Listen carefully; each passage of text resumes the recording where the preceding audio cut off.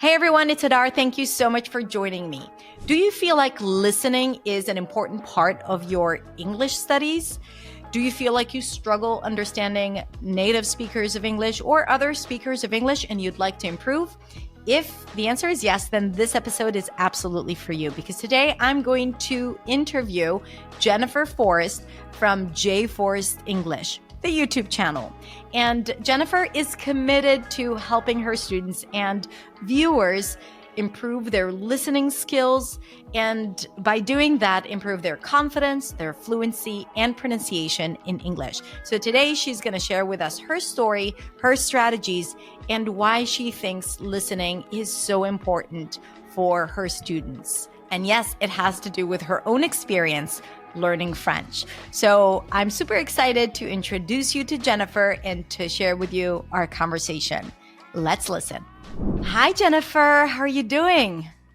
I'm doing great, Hadar. I'm so excited to be here with you.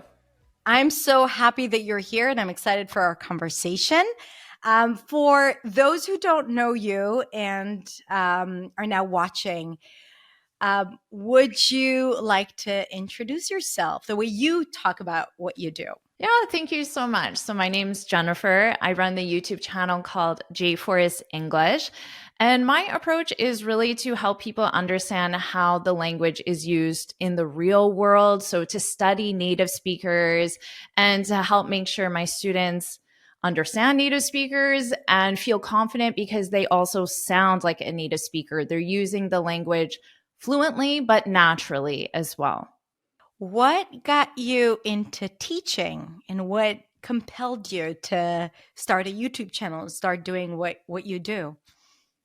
Oh, I'm glad you asked because I actually got into teaching mainly because I was a failed language learner. I was Mhm. always interested in languages and I started learning French as a second language because at the time I was working for the government of Canada, which is bilingual, French and English. And I was very dedicated to improving my French. At that time, I had never taught a language. And I really loved the language. I love studying the language. I learned so much about languages. And then I decided I wanted to travel, explore the world, and I turned that into teaching English. And I started my YouTube channel just to help the students I was working with. And then Mm. as the channel grew, I decided, wow, I have this opportunity to help people from all over the world, even if they're not my direct student. I love it, like how for most of the teachers that I know, like there's always this sense of mission and impact in their work. And I could definitely see it in your work. And now that you share your background story, I can see why you do what you do. I love that. What is something that you do now as a teacher that you wish you had as a student and you didn't have because you said a failed language learning experience? So what was missing? Well, I would say definitely focusing on listening skills and trying to understand native speakers. Because after 5 years of studying French very aggressively, I could pass any grammar Mm. test, which gave you this false sense of fluency because Mm. I'm passing the most advanced grammar test easily. Yet I would go out to a restaurant and try something simple like ordering a meal in French, and it was a disaster. I couldn't understand what they were saying to me. It didn't sound like the French I was learning in classrooms, in textbooks. And I didn't really know how to take all my knowledge of verb tenses and vocabulary and turn that into a natural sentence that could communicate my idea. So I had a lot of knowledge, but I couldn't actually use that knowledge to understand people or to speak. And really, I focus a lot on listening because if you can't understand what someone is saying to you, you can't have a conversation. And if you improve your listening skills, it means you're also improving your accent, you're expanding your vocabulary, you're learning natural sentence structure, natural speech as well. So I feel like it really improves other areas of your language. 100%. Like I always say that there is this gap between the English that we know or the language that we know and the language that we speak. And the more we learn without putting it into practice, practicing listening and actually speaking, we just make that gap bigger and bigger and bigger. And then the frustration goes up with it because it's exactly the experience you were talking about. And it's really important to put it into practice, whether it's with listening or with speaking. So definitely I would say looking at your content that listening is important to you. And now I understand why. By the way, is there like a specific story or something, a situation that you remember where you struggled with understanding a French speaker and that caused Oh, a situation? Yeah. I remember it so well because I was studying French very aggressively, and I enrolled in this 5-week intensive French program, which took place in French speaking Canada. So there's parts of Canada that are predominantly French. And so I spent 8 a.m. to 5 p.m. in the classroom, in a university classroom environment, just in French with a teacher, with a French teacher. And then after class, I went to a cafe and I wanted to order a coffee and a piece of pie. And I could not communicate that. I wasn't able to express what I wanted. The person asked me, I wanted a coffee. I ordered the coffee, but then the person asked me a lot of follow-up questions, probably about, do you want it here to go? What do you take in your coffee? What size do you want? And I didn't understand anything that this person said. And it was just like a deer in a headlight situation where I just, deer in a headlight for people who might not know that expression. But it was so frustrating because I literally just spent 8 hours for, maybe the second or third week in a row studying the language. And then just the most basic conversation I could not have. And I felt so ashamed and embarrassed and frustrated. And it was just not a good situation. So when I'm working with students, I have that feeling in me. I know what it's like to really struggle, and I know what it's like to feel like you're not making progress. But then I also have that perspective of maybe what's missing. And because if I were to go back and learn a language again, I would approach it completely differently today, which is what I try to do with my YouTube channel to help my students. Amazing. So if we're talking about, like using your experience and turning it into practical opportunities for students to learn in a non-conventional way, right? Like you would in a traditional language school. What would you say the best method or strategy is to improve listening? Listening to very short clips of shows, whether it's a TV show, a movie. I mean, we watch our content on social media these days. So even just take a YouTube video, but take a very short clip. And I like to focus on short clips because committing to a 30-minute TV show or a 2-hour movie, I feel is overwhelming for a learner at one time. And if you have it on in the background and it's more passive entertainment and you're not trying to necessarily learn from it, you're just exposing yourself to the language, that's fine. But if you are trying to work on improving specific skills, then you don't need a 30-minute TV show or a 2-hour movie. You just need even a 30-second clip, a 2-minute clip, but really analyze it. Listen to one sentence, perhaps. You can focus on different areas. You can focus first on just listening to the sounds, which I know you do a lot with your students, listening to how the words flow together, or listening for pronunciation, or you can learn vocabulary from it. You can analyze the sentence structure, or you can take this one very short clip and do all three things and really just go deep into that clip and learn a lot from such a small piece of content. And it's fun, it's engaging. Students really enjoy this approach as well. And it makes you feel at the end of this exercise like you really truly have improved your English. That's amazing. And I so agree with that concept of quality over quantity. You don't need to do it for 5 hours and then not even remember what you gained out of it. You just like, I'm done with it. But you really go deep and not broad. And I think that's what learners need. And I do think that you can learn so much, like just like you said, from a short piece of content.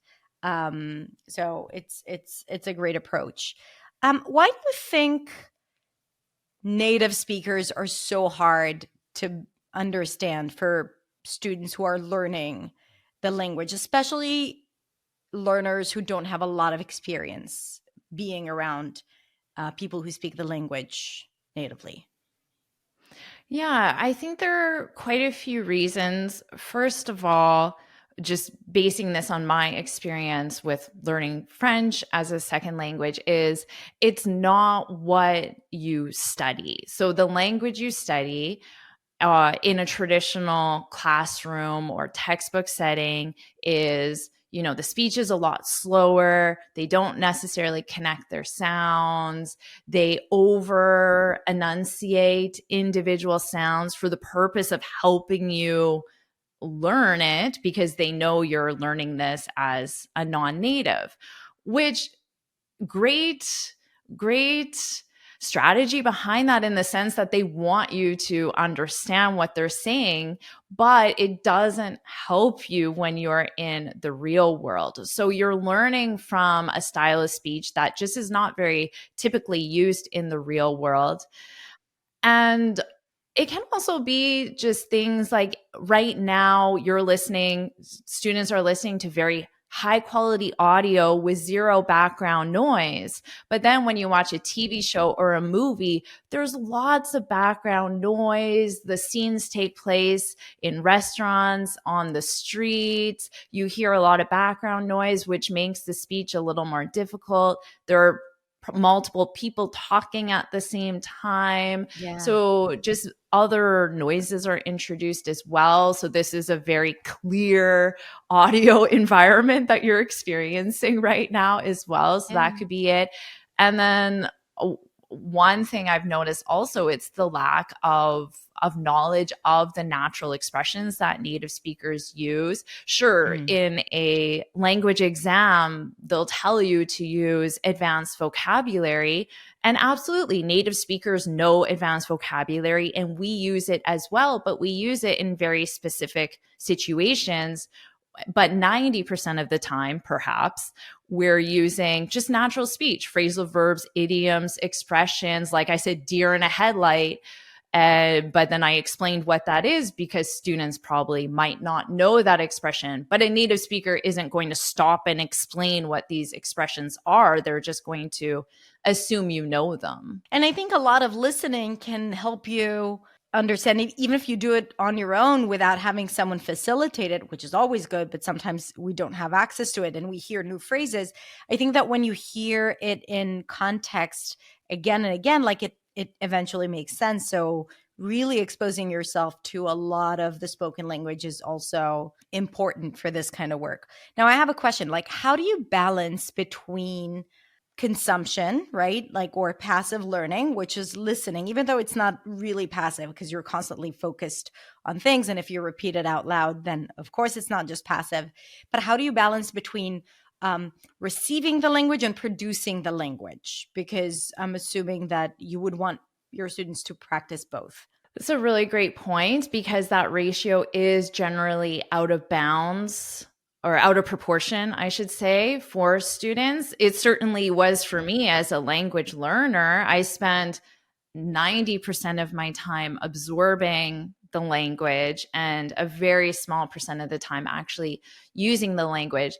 So I encourage my students to use their language in every way they can. It depends on their goal. So a lot of students will use speaking as an example because that's something that most students want to improve. So I encourage my students to just speak every day, even 5 minutes, breakfast, lunch, dinner, before bed. So that's a combination of 15 to 25 minutes. As you're having a shower, you can speak. You don't need someone to speak to. You can improve your speaking skills just by opening your mouth and speaking. So definitely start doing that. It might seem a little awkward just talking to yourself, Right. but it's very I'm a big beneficial. fan of this strategy. Yes. And eventually you'll enjoy talking to yourself. You'll become your own friend. I talk to myself all the time and not to improve a language just because it's just something I do a lot is talk to myself. So just vocalize thoughts to help me clarify or help me plan things, help me think things through. I just vocalize things. So if you just start vocalizing, and there are you can summarize your day, you can tell yourself what you're going to do tomorrow, you can summarize a TV show you just watched, you can do anything, just have fun with it. But of course, I understand you also want to speak with other people.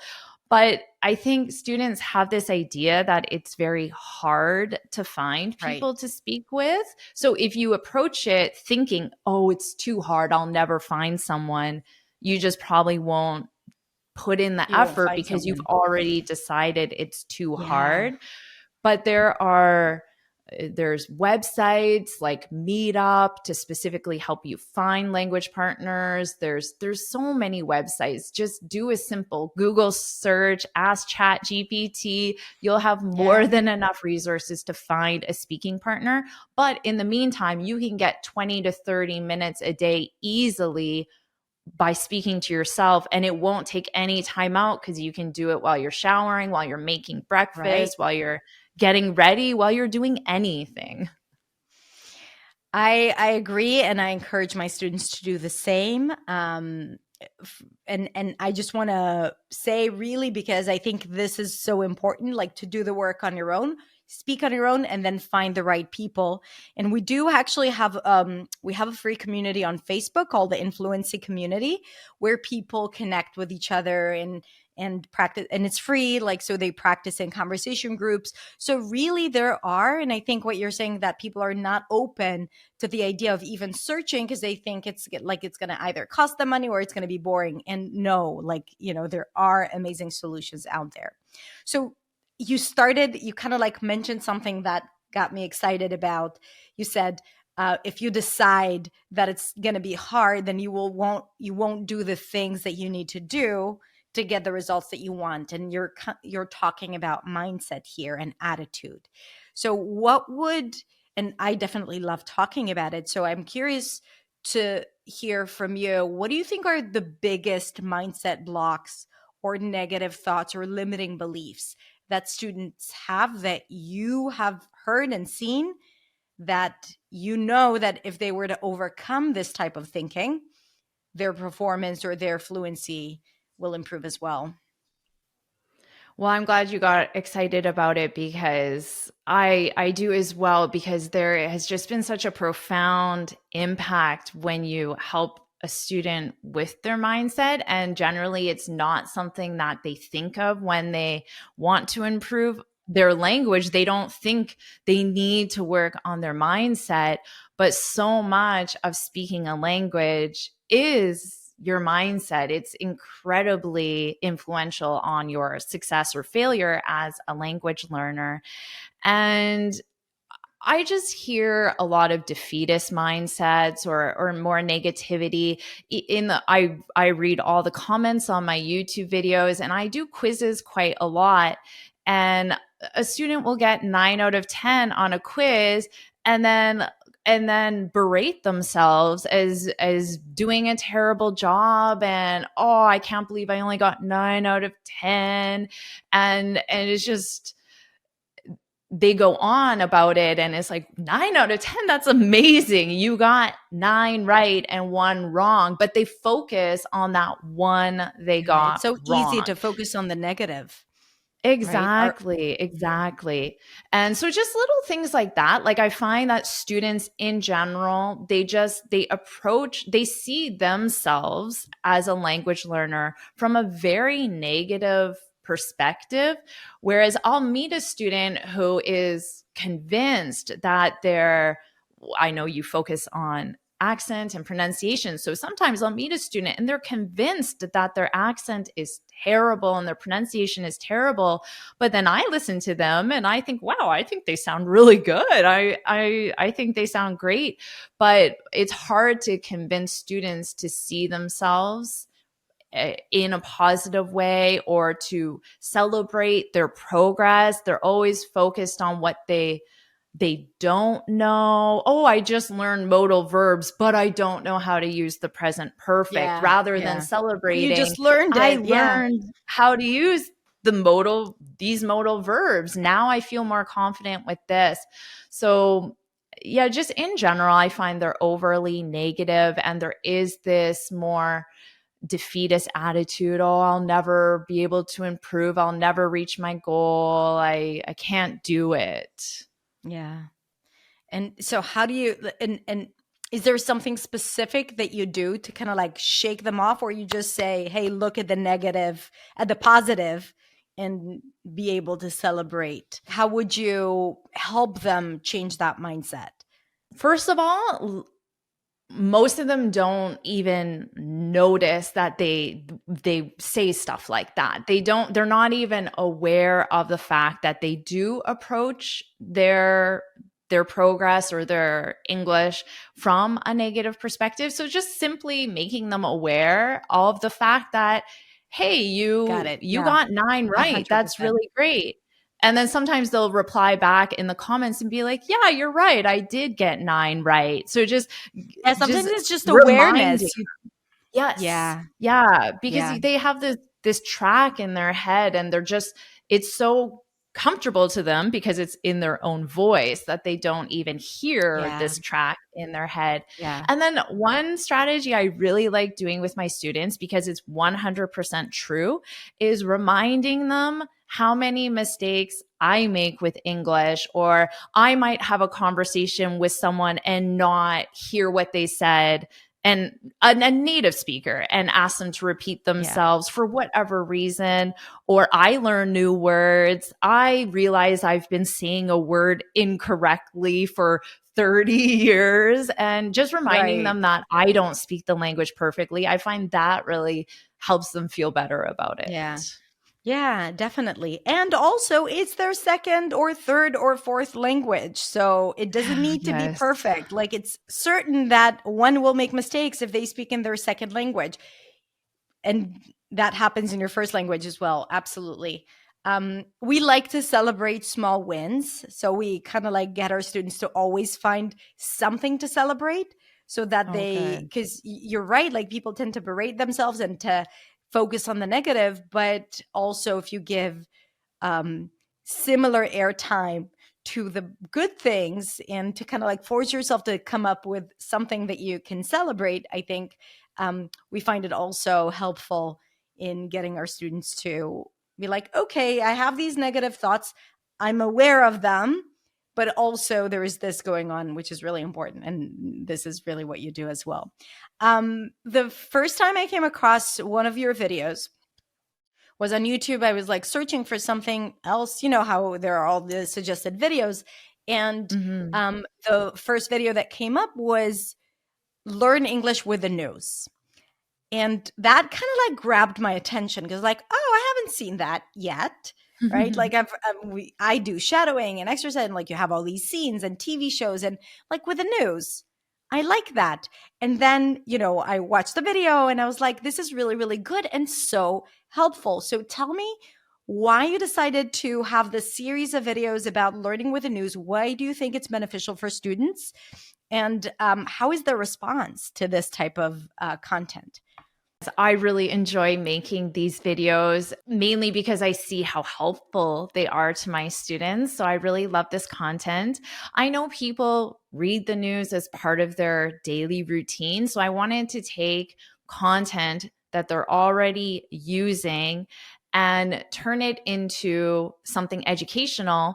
But then at the same time, they're learning about the world. So I try to be very strategic about the news articles I review, because I know they're also learning about the world. And part of learning language is because you want to feel connected to the world. So I feel like, for one, the content is interesting. And if you're engaged, if you enjoy the process, then you're going to be more likely to keep doing it. So I wanted to make sure the content choice was interesting.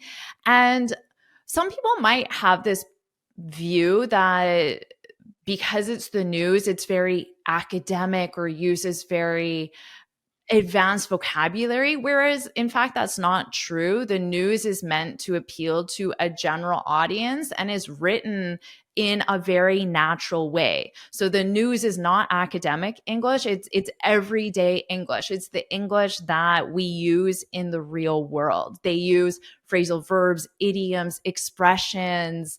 They use natural style of writing as well. Would you say that depends on the source? Like, would you say that for some magazines or newspapers, the language would be heightened or less conversational than other sources? That's very true. It does depend on the news source. For example, the New York Times is known as to be at a higher reading level, and then magazines would be, or celebrity news, magazines, entertainment news would be at an even more, maybe they use more colloquial language, Right. or even bordering on slang language. So there is a degree of level, but your general news, the ones that people think of the most in North America at least, would be at that intermediate And level, I would and that is say. your go-to when you teach. And if you were to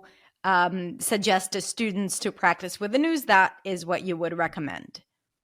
Generally, yeah. Sometimes I will pick a news source that is a little more academic, because I know a lot of students, they are studying for formal purposes to take their IELTS or for more academic purposes. So I do try to have a variety and some more beginner news choices as well. But for the most part, it's that intermediate level. And then when you start with content that's interesting, it's everyday, it's how native speakers communicate. And then from that, you can look at a paragraph, even one sentence, and you can see how the language is being used in context, which is very helpful, because if you study one phrasal verb, that phrasal verb has 5 different meanings depending on how it's used. But in this sentence, it has one meaning because it depends on the context of the sentence. And then at the same time, you can study the grammar of it, but you're learning grammar very naturally to help you communicate. And because I read the news, it's also helpful for pronunciation. Whereas if a student were to read the news on their own, they're reading it based on how they pronounce it. So it might be influenced by their native language, but because I read it to them, they hear the sounds and the connected speech as well. So I find it's a great way to focus on all areas in a engaging and educational way. Yeah, I love that. It's really interesting. The news could be controversial at like specific situations. So I'm also thinking, like, as a teacher, you're probably doing a lot of work in finding the right piece of content so that it wouldn't trigger people.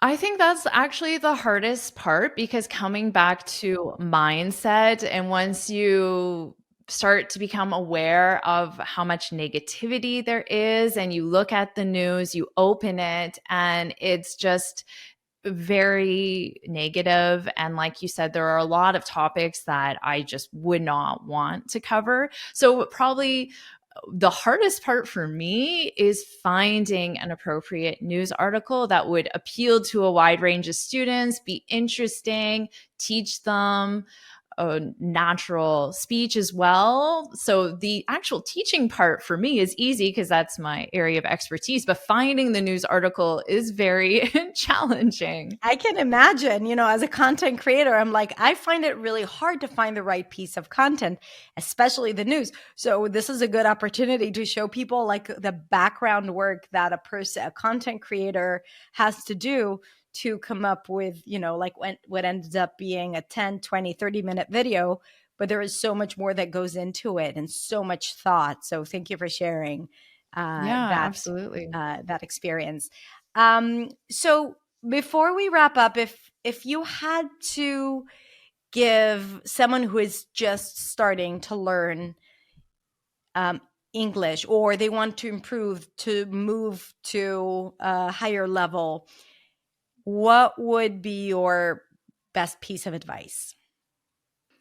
Yeah, my best piece of advice is to find a method of learning that you really enjoy. Because if you start with a method of learning that you enjoy, it will make the process so much easier. You might watch one of my Learn English with the News lessons and not enjoy it because maybe you don't like reading the news. So in that case, definitely don't use that because it will be tedious. You won't want to do it. You won't want to repeat it. So that's just one style. There are so many great teachers out there. There are so many great resources out there, most of them for free. So first, really spend the time and ask yourself, what is my learning style? What approach do I really like? And then find something that matches your learning style and then commit to it. Commit to spending a certain amount of time, whatever is realistic for your schedule, how many days a week, whatever is realistic for your goals or your schedule, and just commit to that. Give it 90 days before you even ask yourself, am I improving? Because improvement takes time. So find a method that works, commit to the time, and wait a minimum of 90 days to actually see your results because it takes time. That's such great advice. And I really resonate with what you said about find something that makes you happy, that you enjoy. Because I think a lot of times people, when they don't like something, they feel it's their problem, like it's their fault. They just don't get it. And sometimes, no, it's a personal preference and style. Give yourself permission to actually enjoy it, which is what you're saying. And I love that. Mm-hmm. Yeah, absolutely. Yeah. And if you enjoy doing something, you're going to do it more. So it will help you in the long run. And you learn better when there is a positive emotion attached to the experience of learning. Like your brain retains information better when you enjoy it. Yeah, absolutely. Yeah. Absolutely. So Jennifer, where can people find you to work with your content and work with you? Tell us everything. And I'm going to also link everything in the description. So tell us. Well, I'd love to have you come over to my YouTube channel. It's JForce English. And like Hadar said, we learn English with the news, we learn English with TV shows, movies, and we do other fun stuff as well. So come join me on JForce English YouTube channel. Amazing. And we are going to have an interview on your channel, Jennifer. So we're going to send people there as well to go and watch it. If you want to hear me talk about pronunciation and teaching, we had a great conversation. So that's it. Jennifer, thank you so, so much for joining me today and for sharing your knowledge and your experience. It was really great talking to you and very valuable. So thank you so much. It was such a pleasure. Thank you. All right. Thank you so much for watching our interview. All the links to Jennifer's channel and website are in the description below. If you enjoyed it, then share it and like it, and definitely go check out her channel. Have a beautiful, beautiful rest of the day, and I will see you next week in the next video. Bye.